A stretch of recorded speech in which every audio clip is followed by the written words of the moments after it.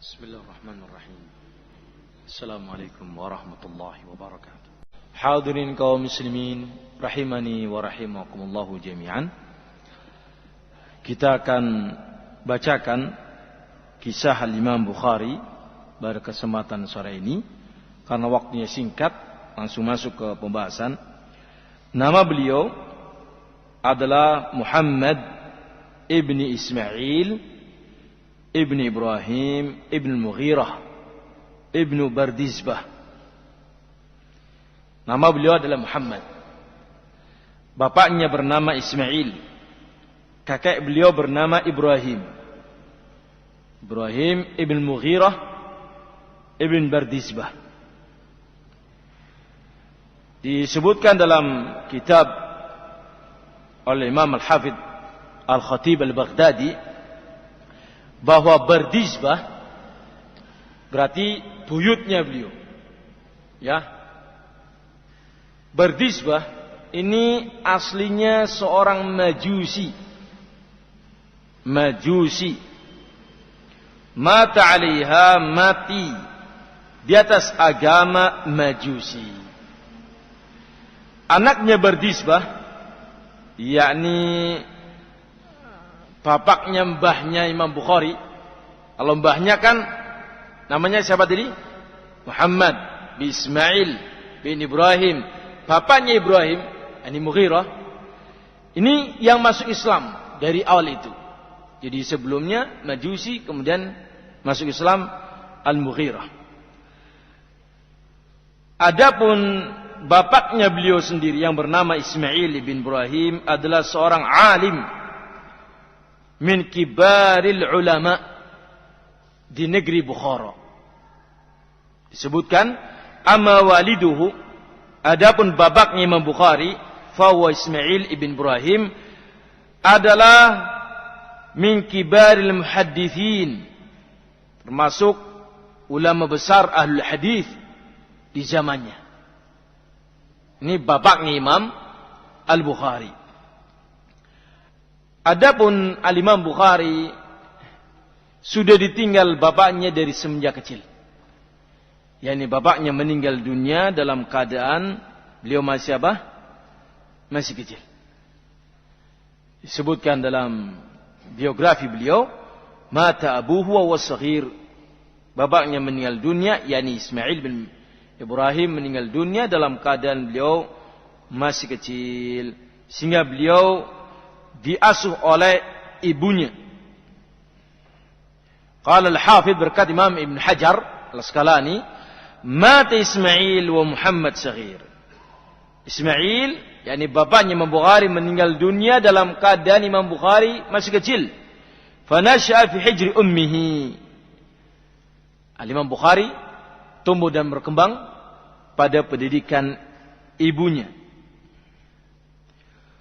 Ibunya juga seorang yang memiliki keutamaan dari sisi ilmu, ahlul ibadah, seorang yang alimah, ya, sehingga Imam Bukhari dididik oleh ibunya di negerinya, dan pertama kali beliau belajar adalah kepada ibu dan ulama yang ada di sekitar negerinya. Panjang sekali pembahasan tentang beliau, ikhwan, ya, tetapi kita tidak masuk kepada tentang cara belajar beliau. Kita masuk kepada pembahasan tentang kehebatan hafalan Imam Bukhari. Ya. Di antara bentuk kekuatan hafalan beliau dicontohkan dalam sejarah. Imam Bukhari rahimahullah ta'ala memiliki hafalan yang sangat cerdas, sangat bagus sekali. Sangat sedikit orang yang mampu seperti beliau. Di antara kisahnya disebutkan, qala al-Hafidh, qala Warraq Muhammad ibn Abi Hatim, sami'tu Hashid bin Ismail wa akhar yaqulani kana al-Bukhari yakhtalifu ma'ana fi ila sima'.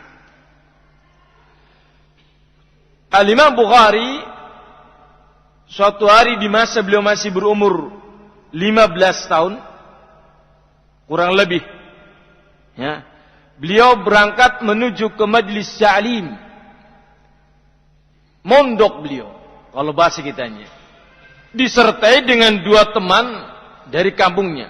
Berangkat 3 orang ke satu tempat di mana beliau belajar di situ. Ternyata 2 orang itu sangat aktif dalam mencatat hadis-hadis yang disampaikan dalam majelis ta'lim itu. Adapun Imam Bukhari hanya sekedar mendengar saja. Kayak kebanyakan di antara antum. Antum persis kayak Imam Bukhari, hanya mendengar saja. Imam Bukhari seperti itu, dengarkan saja. 2 temannya mencatat. Disebutkan hadis ini, catat. Sampai pada ujungnya 2 teman ini marah-marah kepada Imam Bukhari. Bahasa kitanya, kamu kesini ngapain? Belajar apa? Domblong tok. Marah-marah 2 orang ini. Dikisahkan, wa huwa ghulamun la yaktub. Di saat itu Imam Bukhari masih ghulam, berarti di bawah umur 15. Ghulam, umuran SD kalau bahasa kitanya. La yaktub, beliau tidak menulis. Hatta ta'ala dzalika yaman, berlalu begitu berhari-hari di pondok tersebut. Fakunna naqulullah, maka kami, yakni temannya Imam Bukhari tadi yang 2 orang, berkata kepada Imam Bukhari, innakuma qad aktsartum alayya. Kami katakan kepada beliau, yakni kepada Imam Bukhari, kenapa kamu kok tidak menulis? Disalahkan Imam Bukhari oleh 2 orang ini. Sampai pada ujungnya Imam Bukhari pun mengatakan kepada 2 orang itu, ya saking apa? Sering dia mengucapkannya, maka Imam Bukhari pun mengatakan kepada 2 temannya, kalian sungguh telah banyak bicara kepadaku.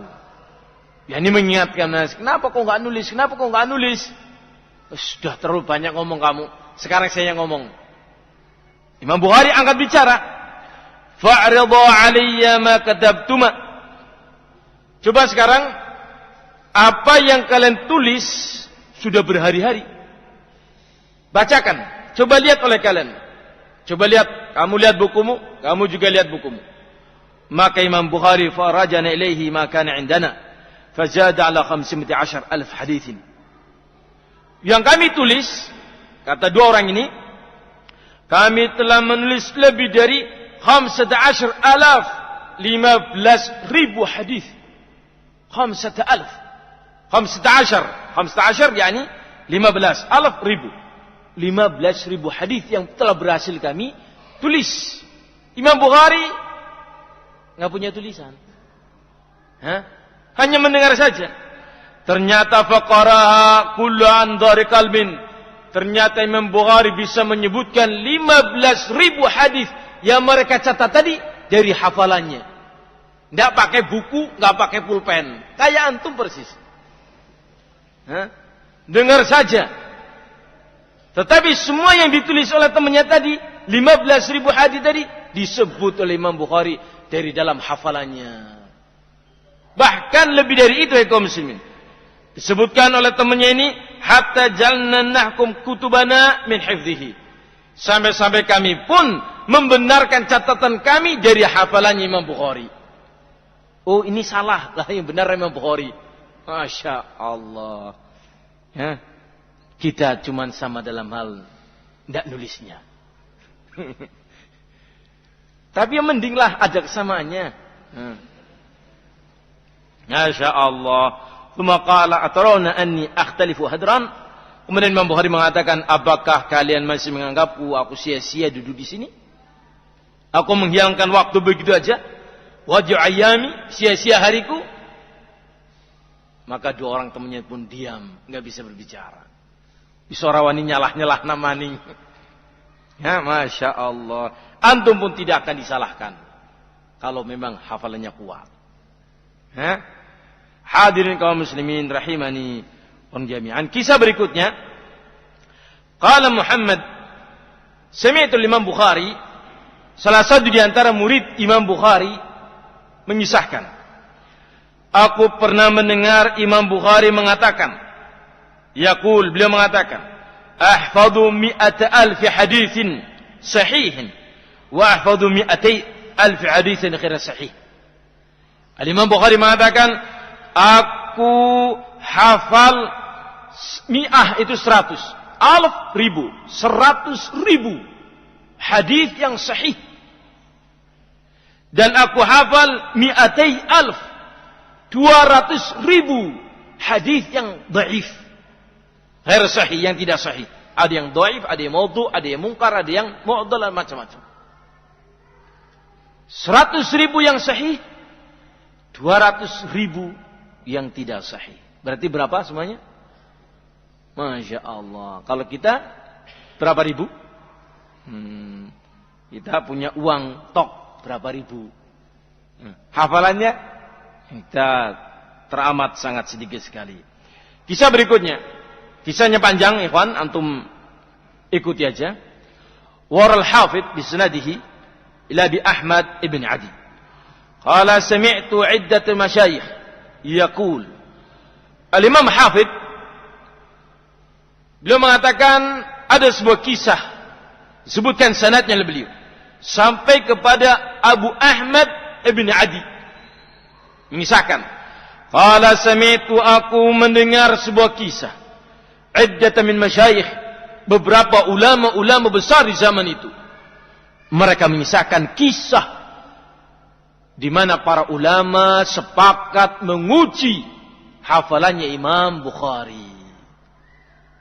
Para ulama yang ada di waktu itu sepakat menguji kehebatan hafalannya Imam Bukhari. Bagaimana caranya? Fajma'u, kata beliau, inna Muhammad ibn Ismail